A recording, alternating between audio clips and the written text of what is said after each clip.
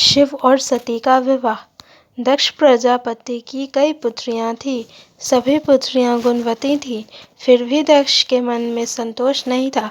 वे चाहते थे उनके घर में एक ऐसी पुत्री का जन्म हो जो सर्वशक्ति संपन्न हो एवं सर्वविजयिनी हो, जिसके कारण दक्ष एक ऐसी ही पुत्री के लिए तप करने लगे। तप करते करते अधिक दिन बीत गए तो भगवती आधा के प्रकट होकर कहा, मैं तुम्हारे तप से प्रसन्न हूँ। तुम किस कारणवश तप कर रहे हो?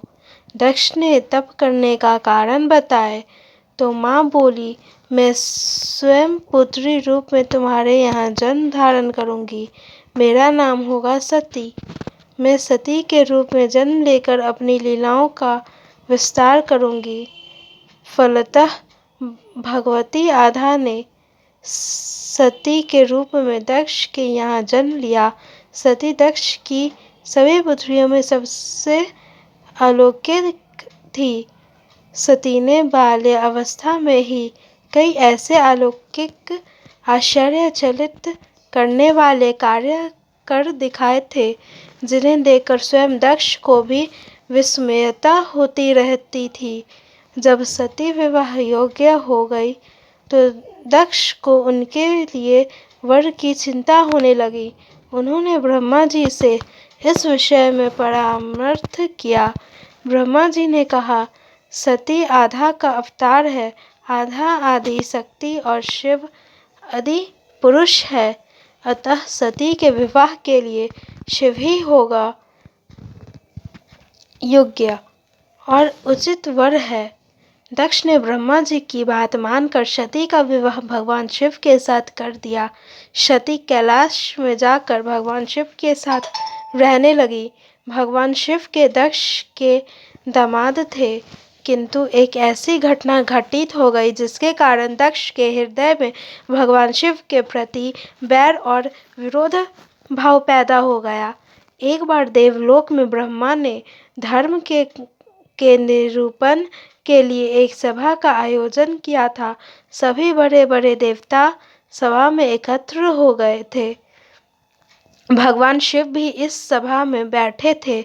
सभी मंडल में दक्ष का आगमन हुआ। दक्ष के आगमन पर सभी देवता उठकर खड़े हो गए, पर भगवान शिव खड़े नहीं हुए। उन्होंने दक्ष को प्रणाम भी नहीं किया। फलतः दक्ष ने अपमान का अनुभव किया। केवल यही नहीं, उनके हृदय में भगवान शिव के प्रति ईर्ष्या की आग जल उठी। वे उनसे बदला लेने के लिए समय और अवसर की प्रतीक्षा करने लगे। एक बार सती और शिव कैलाश पर्वत पर बैठे हुए परस्पर वार्तालाप कर रहे थे। उसी समय आकाश मार्ग से कई विमान कनखल की ओर जाते हुए दिखाई पड़े। सती ने उन विमानों को देखकर भगवान शिव से पूछा, प्रभु, ये सभी विमान किसके हैं और कहाँ जा रहे हैं?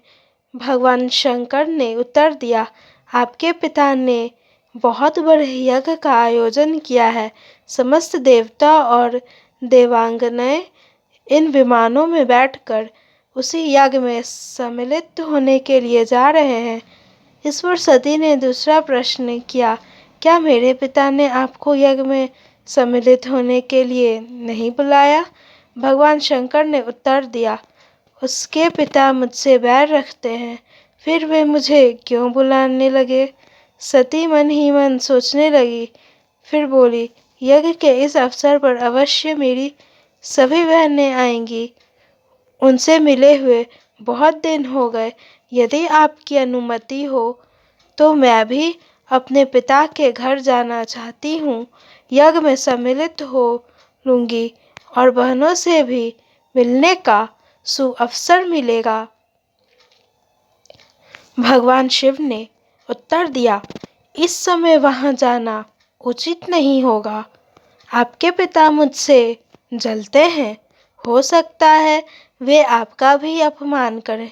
बिना बुलाए किसी के घर जाना उचित नहीं होता है। इस पर सती ने प्रश्न किया, ऐसा क्यों? भगवान शिव ने उत्तर दिया, विवाहिता लड़की को बिना बुलाए पिता के घर नहीं जाना चाहिए, क्योंकि विवाह हो जाने पर लड़की अपने पति की ही हो जाती है। पिता के घर से उसका संबंध टूट जाता है। लेकिन सती पीहर जाने के लिए हट करती रही, अपने बात बार बार दोहराती रही। उनकी इच्छा देखकर भगवान शिव ने पीहर जाने की अनुमति दे दी। उनके साथ अपना एक गण भी साथ में भेज दिया। उस गण का नाम वीरभद्र था। सती वीरभद्र के साथ अपने पिता के घर गई। घर में सती से किसी ने भी प्रेम पूर्वक वार्तालाप नहीं किया। दक्ष ने उन्हें देखकर कहा, तुम क्या यहाँ मेरा अपमान कराने आई हो? अपनी बहनों को तो देखो, वे किस प्रकार भांति भांति के अलंकारों और सुंदर वस्त्रों से सुसज्जित हैं। तुम्हारे शरीर पर मात्र बांधर है। तुम्हारा पति शमशानवासी और भूतों का नायक है। वह तुम्हें बांघवर छोड़कर और पहनना ही क्या सकता है। दक्ष के कथन से सती के हृदय में पश्चाताप का सागर उमड़ पड़ा। वे सोचने लगी, उन्होंने यहाँ आकर अच्छा नहीं किया। भगवान ठीक ही कह रहे थे, बिना बुलाए पिता के घर भी नहीं जाना चाहिए। पर अब क्या हो सकता है, अब तो आ ही गई हूँ। पिता के कटु और अपमानजनक शब्द सुनकर भी सती मौन रही। वे उस यज्ञमंडल में गई जहाँ सभी देवता और ऋषि मुनि बैठे थे, तथा यज्ञ कुंड में दुदु करती जलती हुई अग्नि में आहुतियाँ डाली जा रही थी। सती ने यज्ञ मंडप में सभी देवताओं के तो भाग देखे, किंतु भगवान शिव का भाग नहीं देखा। वे भगवान शिव का भाग न देखकर अपने पिता से बोली, पृथुश्रेष्ठ, यज्ञ में तो सबके भाग दिखाई पड़ रहे हैं, किंतु कैलाशपति का भाग नहीं है। आपने उनका भाग क्यों नहीं रखा? दक्ष ने गर्व से उत्तर दिया, मैं तुम्हारे पति शिव को देवता नहीं समझता। वह तो भूतों का स्वामी, नग्न रहने वाला और हड्डियों की माला धारण करने वाला, वह देवताओं की पंक्ति में बैठने योग्य नहीं है। उसे कौन भाग देगा? सती के नेत्र लाल हो उठे, उनकी भौं कुटिल हो गई, उनका मुखमंडल प्रलय के सूर्य की भांति तेजोदीप्त हो उठा। उन्होंने पीड़ा से तिलमिलाते हुए कहा, ओह, मैं इन शब्दों को कैसे सुन रही हूँ। मुझे धिक्कार है। देवताओं, तुम्हें भी धिक्कार है।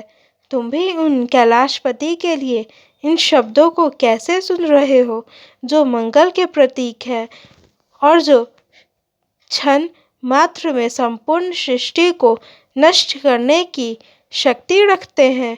वे मेरे स्वामी हैं। नारी के लिए उसका पति ही स्वर्ग होता है।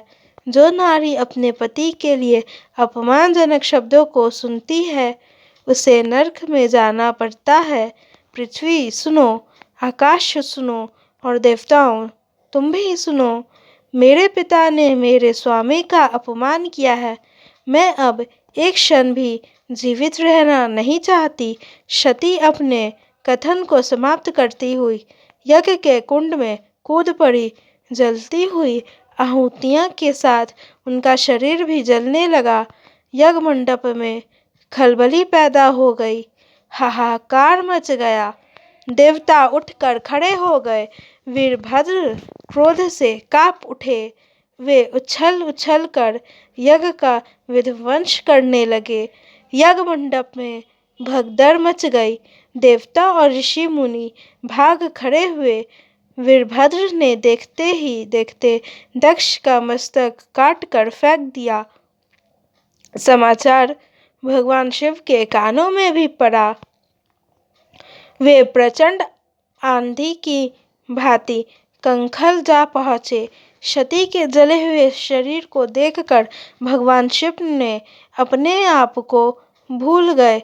सती के प्रेम और उनकी भक्ति ने शंकर के मन को व्याकुल कर दिया, उन शंकर के मन को व्याकुल कर दिया जिन्होंने काम पर भी विजय प्राप्त की थी और जो सारी सृष्टि को नष्ट करने की क्षमता रखते हैं। वे सती के प्रेम में खो गए, बेसुध हो गए।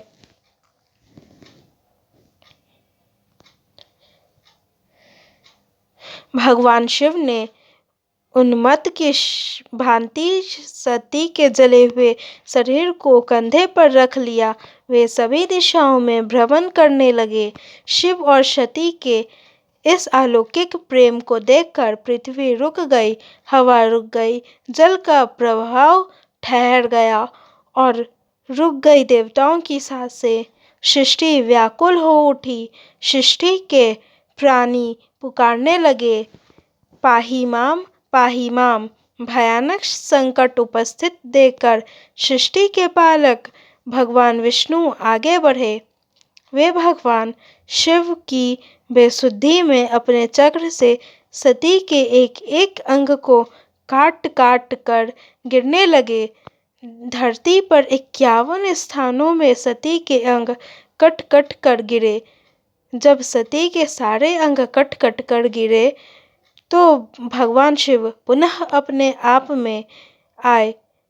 जब वे अपने आप में आए तो पुनः सृष्टि के सारे कार्य चलने लगे।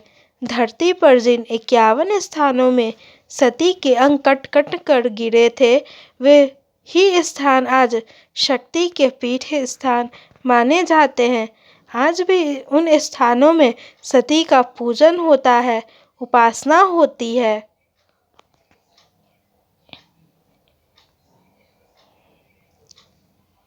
धन्यवाद। अगर आपको मेरी स्टोरी पसंद आई तो वीडियो को लाइक करें।